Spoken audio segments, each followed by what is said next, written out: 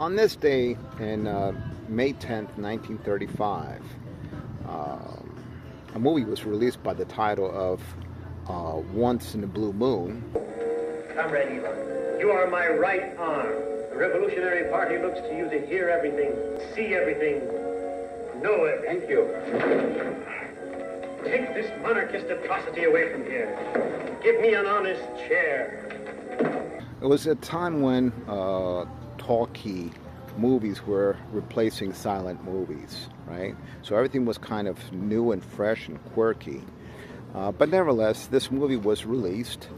And why is it kind of related to the Russian diaspora? Well, because there were several actors and several Russian diaspora taking part in the movie. It's a comedy.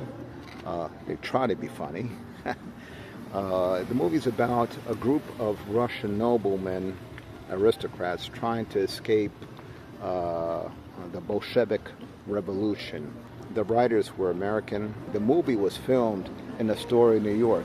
The actors that took part: Nikita Belyaev, who was a famous Russian stage actor in Russia at the time before the revolution, and he found his way to America, and he started performing in Broadway, and it became quite famous.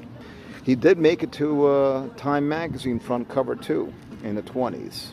Then there's Michael Dolmatov, born in Odessa, performed in Russia, in St. Petersburg, in Moscow, in Odessa, and with the revolution he also ended up in New York City, finding some fame and fortune performing on Broadway shows.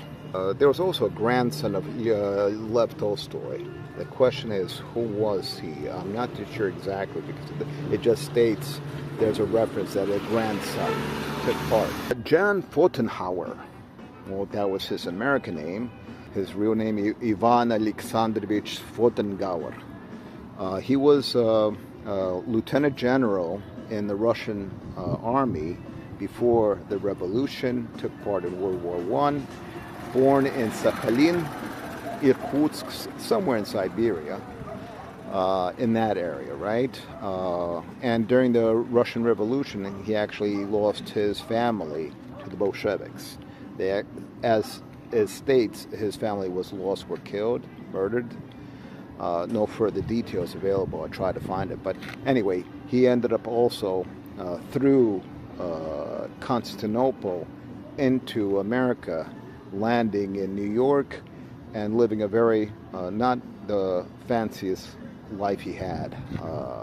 He ended up in an old age home, Friedman home, located in New York City, in the Bronx, I believe, right? And that's where he ended up living the rest of his life. Not the greatest way to pass away, because he ended up smoking illegally in a home where he was not allowed to smoke.